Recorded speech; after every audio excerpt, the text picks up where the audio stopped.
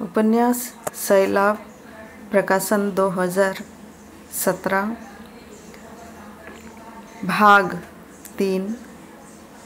लेखिका और वाचन श्रीमती लता तेजस्वर रेणुका।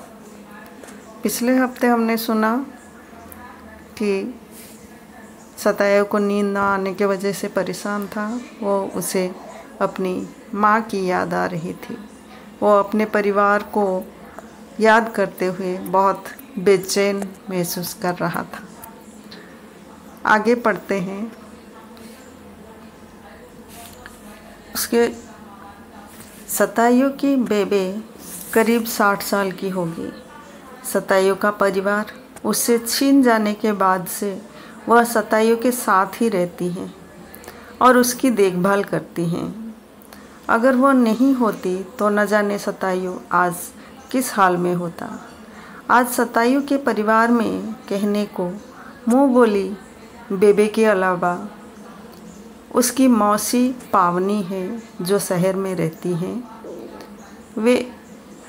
ये 2 कमरे सतायो और उसके बेबे के लिए काफ़ी थे, लेकिन समय समय पर सतायो की मौसी पावनी दोनों से मिलने भोपाल चली आती थी। उसका मौसा रामू का मुंबई में ट्रांसफ़र होने के बाद उन्हें स्थानांतरण करना पड़ा। तब से पावनी का सतायो से मिलने अक्सर भोपाल आना मुश्किल हो गया। अब वो पहले की तरह अक्सर नहीं आ पाती। सतायो अपनी पुरानी साइकिल लेकर गेट बंद करके रास्ते पर निकल आया। कुछ दूर चलते ही रास्ते में राधा चाची से भेंट हो गई। घर के बाकी सदस्यों के उठने से पहले वह सुबह उठकर गाय को चारा डालकर दूध दोहने के लिए तैयार करती है। उन्होंने सतायो को रोक लिया और कुशल मंगल पूछने लगी। सतायो उनके सारे सवालों पर सिर्फ सिर हिलाते हुए हाँ या ना में जवाब देता रहा। सतायो बेटा, ये बता आज इतनी सुबह सुबह कहाँ निकला? कोई नहीं चाची, बस यूँ ही नींद नहीं आ रही थी इसलिए बाहर आया हूँ। सब ठीक है ना? बड़ा उदास दिख रहा है, क्या बात है? सब ठीक है चाची, कोई बात नहीं। अच्छा चाची, चलता हूँ। कुछ और बात कहने का मौका न देते हुए साइकिल चलाते हुए आगे निकल गया। अरे बेटा सुन तो लो, राधा चाची पीछे से आवाज़ देती रही, मगर सतायो वहाँ से आगे बढ़ गया। अब वह 33 साल का हो चुका है।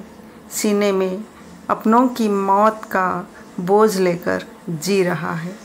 कभी मन करता था जाकर उस फैक्ट्री में आग लगा दे जिसने उसके परिवार को उससे छीन लिया था।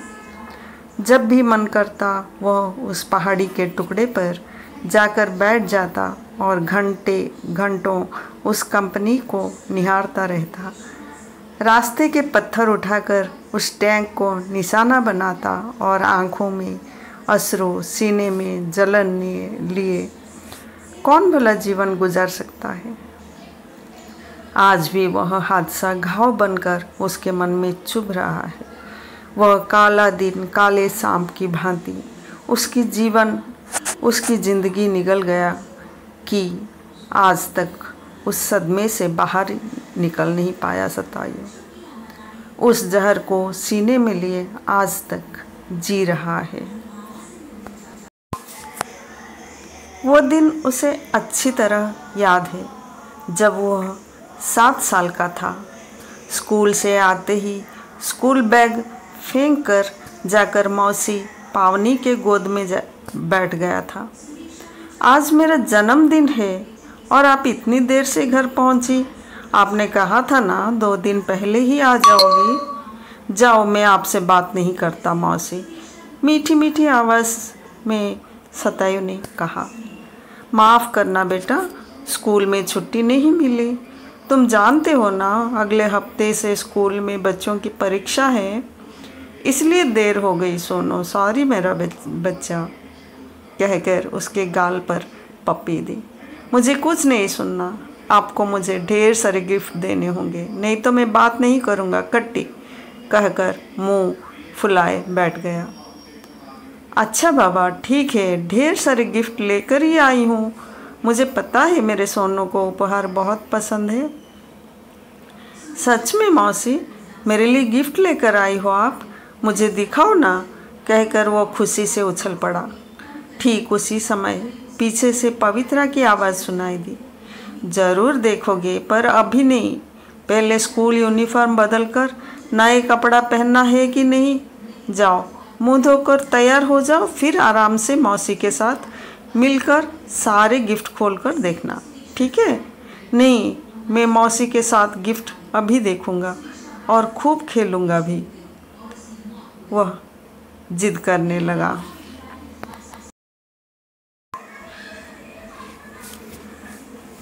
बेटा अभी नहीं, मौसी अभी अभी आई है, कुछ देर आराम करने दो, फिर शाम को खेलना। तो फिर मौसी को मेरे साथ खेलने का वादा करना होगा। शाम को मेरे साथ खेलोगी ना मौसी? पावनी की तरफ उंगली दिखाकर पूछा। हाँ ज़रूर, क्यों नहीं, बहुत खेलेंगे। पहले तुम जाकर मुंह हाथ धोकर खाना खा लो, भूख लगी होगी मेरे सोनू को, है ना? हाँ वो तो है। ठीक है माँ, भूख लगी है, खाना खिला दो ना। और मौसी आप कहीं मत जाना, मैं अभी आऊँगा, कहकर भाग गया वहाँ से।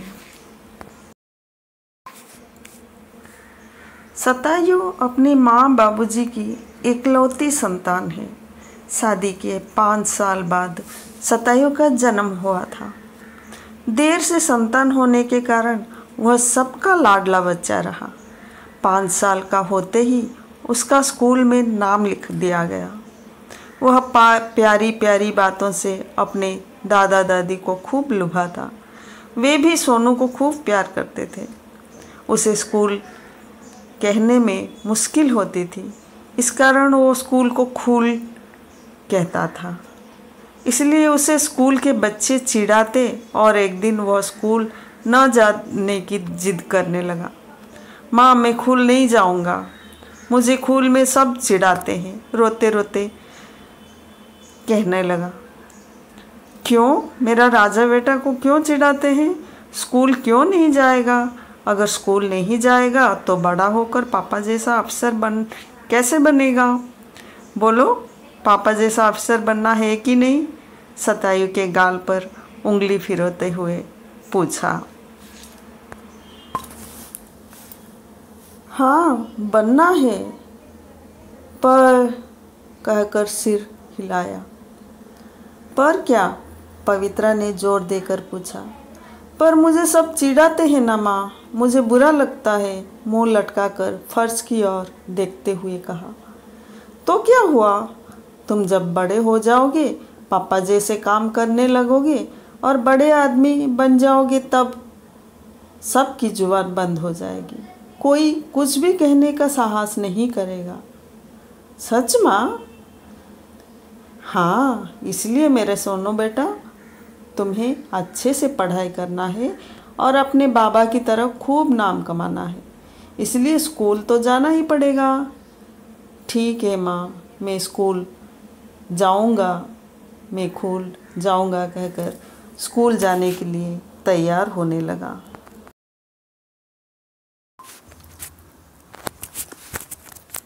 कुछ दिन बाद पवित्रा को जब पता चला वो दूसरी बार माँ बनने जा रही है, उसका तो खुशी का अंत नहीं था। सतायु के पापा मोहन शर्मा इस खुशी में परिवार समेत मंदिर में चढ़ावा चढ़ाने गए। सतायु के दादा हृदरोग से पीड़ित थे। अक्सर उनकी जांच करवाने हॉस्पिटल ले जाना पड़ता था। सुमित्रा देवी भी उनकी खूब देखभाल करती थी। परिवार में नए सदस्य के आगमन की खबर से सब बहुत खुश थे। सतायु भी ये खबर अपने दोस्तों को सुनाते फिरता और खुशी से नाच उठता।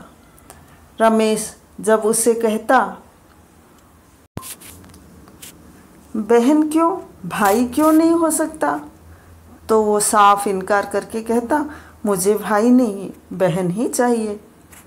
पवित्रा को 8वां महीना शुरू हो चुका था।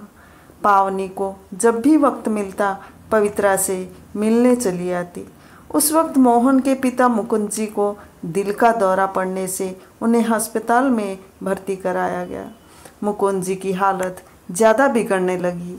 पावनी कुछ दिन के लिए स्कूल से छुट्टी लेकर सतायु के जन्मदिन के बहाने दीदी, जीजू और परिवार से मिलने चली आई।